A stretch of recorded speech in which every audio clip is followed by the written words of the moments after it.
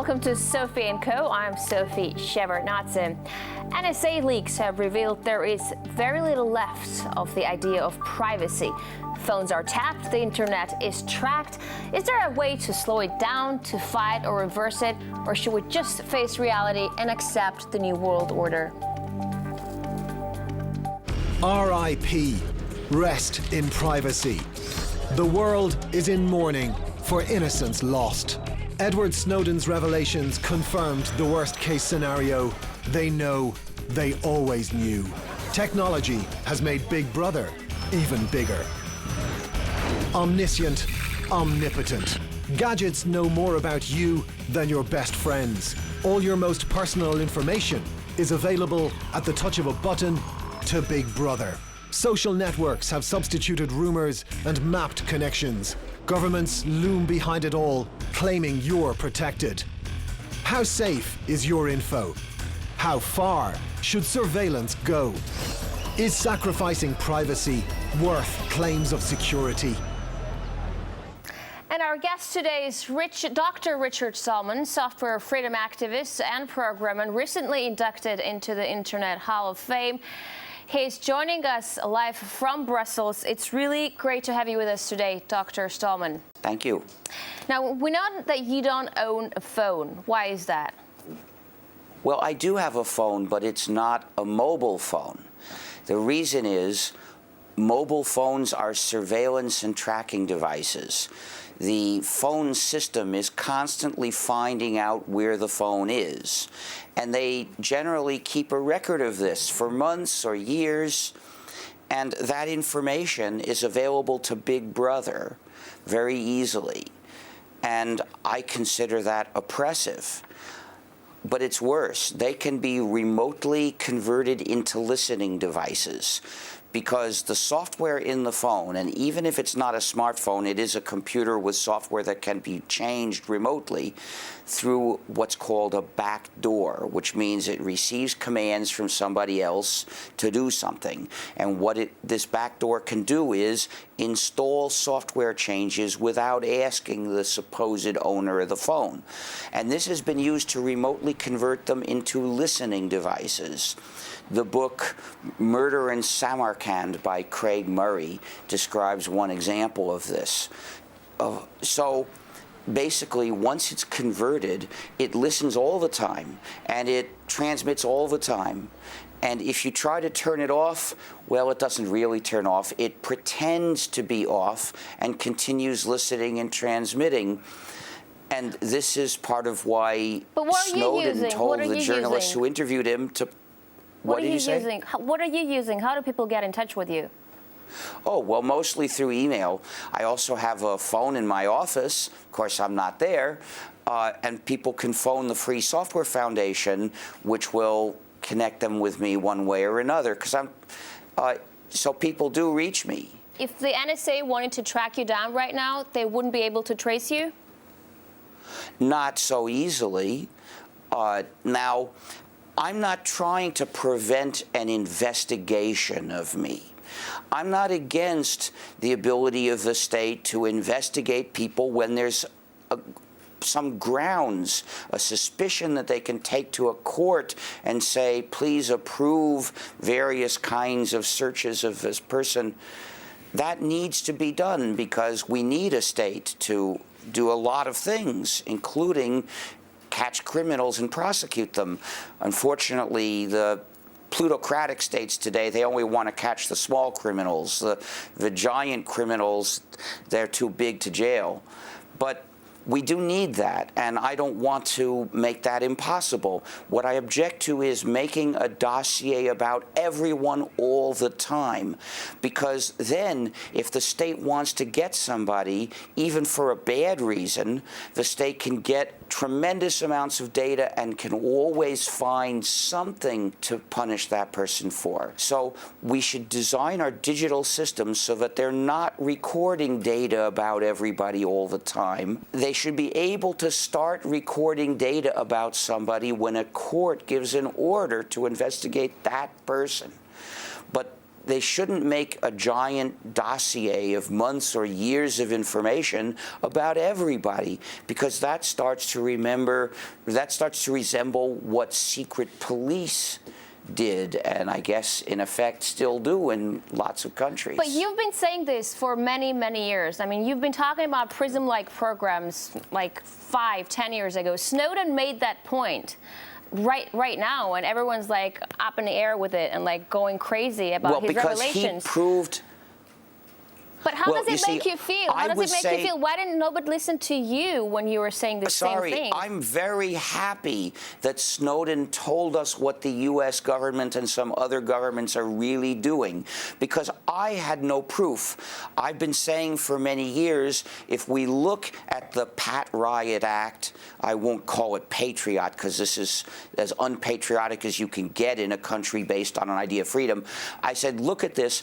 I would guess that they are collecting all the data about everyone regularly, so, fast enough that none of it gets erased between collections. But that was just a guess. So thanks to Snowden, we know that in some cases, specifically phone calls, the U.S. government is actually doing this. And we know that there are other governments that do surveillance without even the flimsy limits of the U.S. government. So I'm tremendously happy to see that Snowden has called the public's attention to this injustice, because our cause now has more momentum. We might maybe be able to stop this. So how far can a surveillance system with such political support and as gigantic as this be rolled back? I don't know. You see, this depends on you. This depends on the people who are watching. So I'm not interested in asking, are we going to win? Can we win? I'm interested in doing whatever I can to win. Our freedom is at stake, and this is true for people all around the world. I would guess that every country is increasing surveillance through digital technology to a level that is unprecedented in the world's history. Mm-hmm. And unless we had a great insufficiency of surveillance before, we should regard this as intolerable. We must start rejecting the so-called internet services that demand to know all about us. So don't use Facebook, for instance. But can I tell you something, though? Can I tell you something? There are some services that are important, and we need to make sure that the surveillance that they can do talk about Facebook of a little people bit in general later. is limited. But I really need to tell you something. When this whole surveillance scheme was uncovered, okay, everyone was in shock. I was disturbed. Like, we're talking, oh my God, we can't believe we're being listened to and everything we do is being looked after. But at the end of the day, everyone is like, okay, so there's nothing we can do about it. We're being listened to, and we continue using Facebook. We continue using those gadgets because, we're thinking, well, if we're not doing anything wrong, people around me, I'm just saying people around me, because people keep thinking, well, we're not doing anything wrong, so what's wrong about being looked after? First of all, this idea that if you're not doing anything wrong, you have nothing to hide is ridiculous. Lots of people have things they want to hide from somebody. Some people, for instance, are gay, and in certain countries, they might get prosecuted for that. So lots of people have, but you might think that you do something that your boss wouldn't like if he knew. Like maybe he wouldn't like what party you vote for. So lots of people have reasons not to want everybody to know everything about them. With total surveillance, though, the state knows everything, and some companies know everything, and they can tell whoever they want. Mm-hmm. So if you want to have the possibility of some privacy someday, you had better join the fight now, because now a bunch of other people are joining the fight. Now is the moment where you can make a difference. If you wait until the day you wish you had some privacy and then try to do something, well, that day you will be one of the few people doing it, and that won't be enough. you've got to help make a critical mass when other people were doing it, and that's now. But what if you end up like Assange or Snowden? I mean, we're looking at these guys, and they're, outcasts that are trapped, and they're facing heavy legal charges. Well, they're not outcasts. No, Assange is not an outcast. Millions of people, including me, admire him.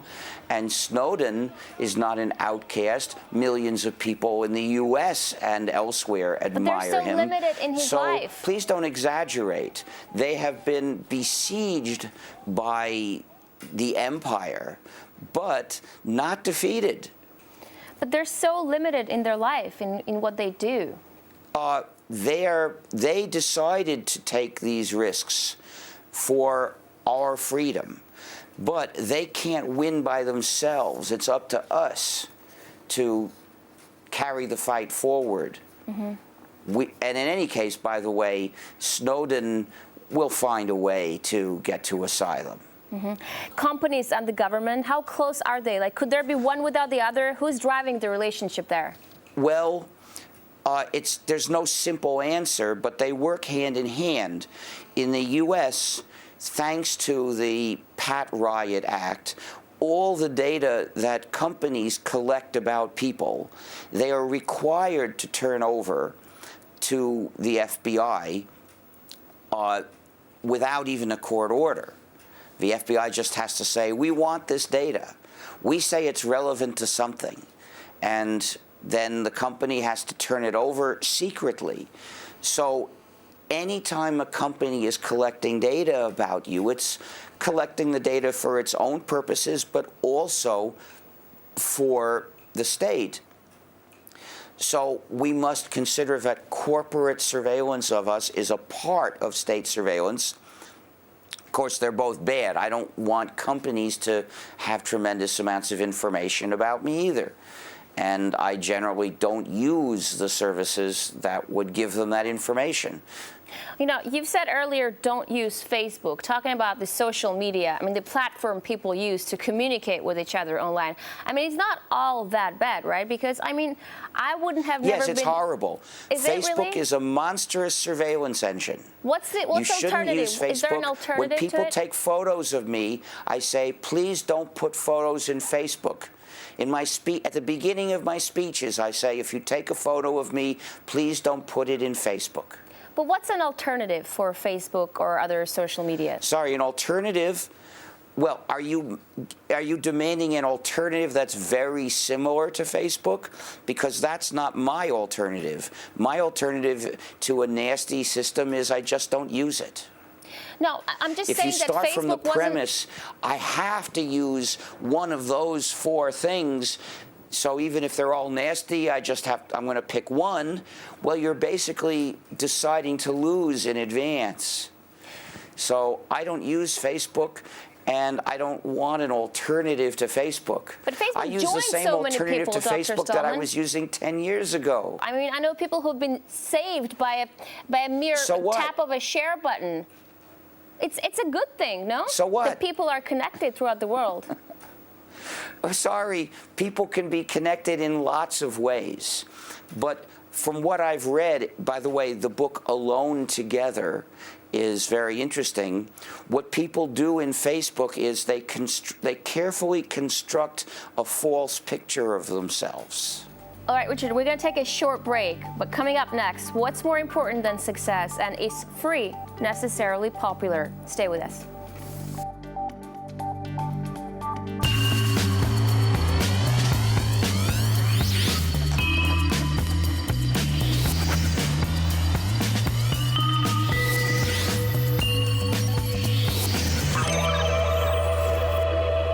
Welcome back to the show. Our guest is software freedom activist and guru Dr. Richard Stallman, and we're talking about the big brother reality of the surveillance state. So I gather Steve Jobs and Bill Gates aren't exactly your heroes, but do you acknowledge their contribution in bringing so many people together, creating this global community? I mean, they've embraced and nurtured innovation, huge progress. Malicious technology can't be excused if it has some good effects.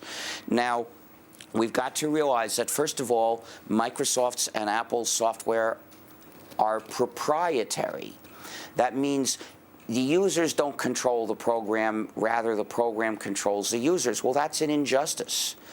And that's the existence of proprietary software, although it wasn't for Microsoft or Apple back then, is why I started the free software movement. In addition to setting things up so that they control the program and the program controls the users, then they started putting in malicious functionalities that spy on users, intentionally restrict users, and there are even backdoors in that software. So literally speaking, Apple software and Microsoft software are malware. And Windows 8.1 we're calling Windows Prism Edition because it's designed to require people to send data to Microsoft servers. And of course, Microsoft will hand over any of that data to the US government on request. So it puts the users in Prism. This is the nastiness that's the natural result of letting a company have control over the software that the users are running instead of the users themselves. So no, I wish they hadn't done anything. Although I realize somebody else might have done it if they hadn't, that's no excuse for their doing it. Now, can free software generate the same level of digital innovation that proprietary software has done? I don't know. I think it's a secondary question. I think freedom is more important than innovation. And when you look at a lot of the innovations that proprietary software generates, they're harmful. Like the Xbox One, which has a camera that's designed to determine who's in the room, how many people they are at least, and whether they're looking at the Xbox. Now, that's an innovation, one that we shouldn't stand for. Of course, the Xbox is nasty in lots of ways before that. But this is an example of how it's a mistake to make innovation our goal. Mm-hmm. But do you feel like people have voluntarily traded their freedom for gadgets and forum? Well, partly yes, but remember that companies are steering them by saying you can have this convenience, but only if you let us be nasty to you in that way. And yeah, people who are not sensitized to the issue, they might say yes, but there's no fundamental reason why this convenience has to require that nastiness. It's that a company figures maybe they can get you to accept that nastiness by attaching it to this convenience. Now, if we had control over how things were built, we could have this convenience in most cases without that nastiness. Sometimes it's difficult, but mostly they're connected artificially. Now, so the point is, we need more control over our technology. Now, you've said innovation shouldn't be the primary goal, it's secondary. Does this mean that personal success should also not be the people's priority? I think it's a mistake. I'm aiming for something higher. I want to live a life I'll be proud to have lived. But on the other hand, not everyone by their nature is a freedom fighter, right? You can want personal success and be a decent human being. Who knows? I mean, I wasn't a freedom fighter until 1983. And if you'd met me in 1970, you would never have guessed that I had it in me, and I wouldn't have thought I had it in me. So anybody can surprise herself. Mm-hmm. Can you ever see free software superseding or even replacing proprietary software? I don't know. It depends on you, basically. Depends on when you have a practical decision to make, whether you say, oh, I'll use this proprietary program because it does something for me that I want to do today, or will you say, no, I won't use it because the price is my freedom and that's too much to pay. But all I'm asking is that if the free software is all that great and it's out there, why do so few people use it? Partly because of social inertia. You'll notice that most PCs are sold with Windows already in them. Well, that's a current flowing toward Windows, and most people let themselves be carried by this current. Schools are teaching people proprietary software, whether it's from Microsoft or Apple, doesn't matter. They're both bad.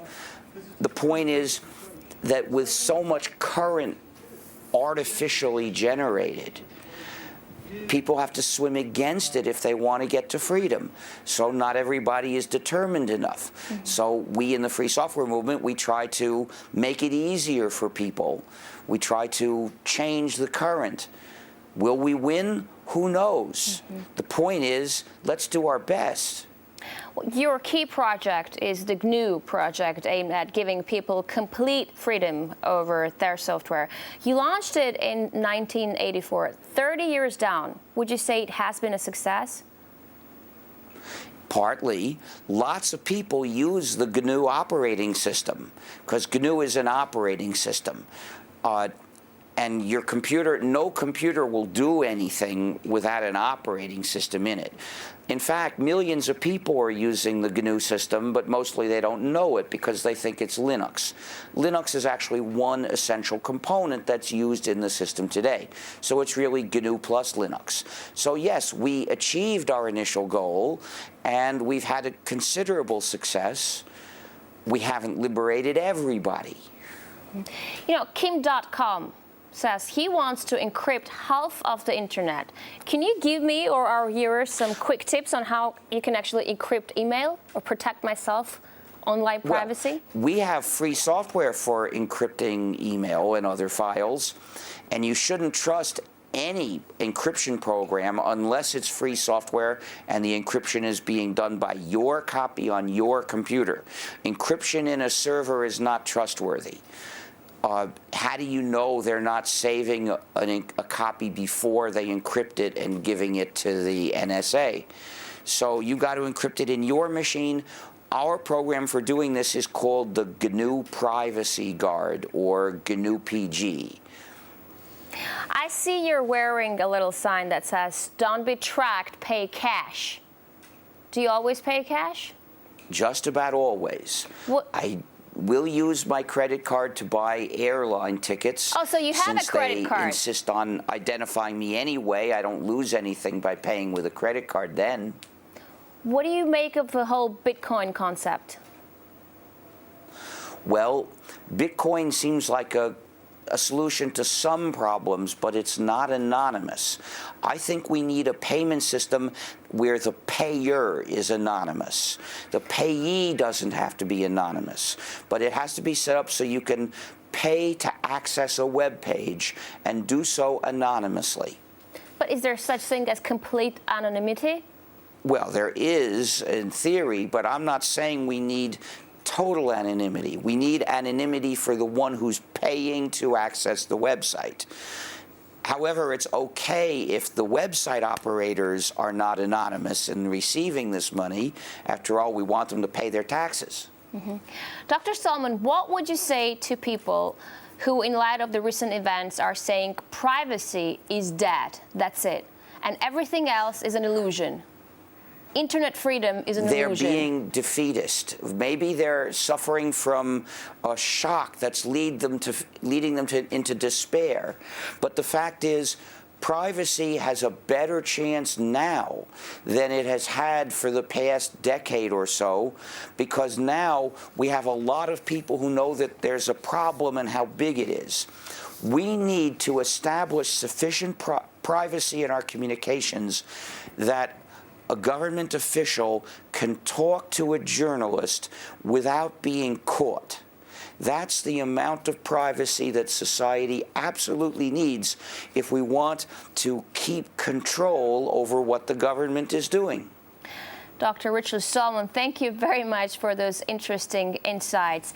That's it for today. You were with Sophie and Co. and me, Sophie Shepard-Natze. I will see you next time. Thanks for watching us.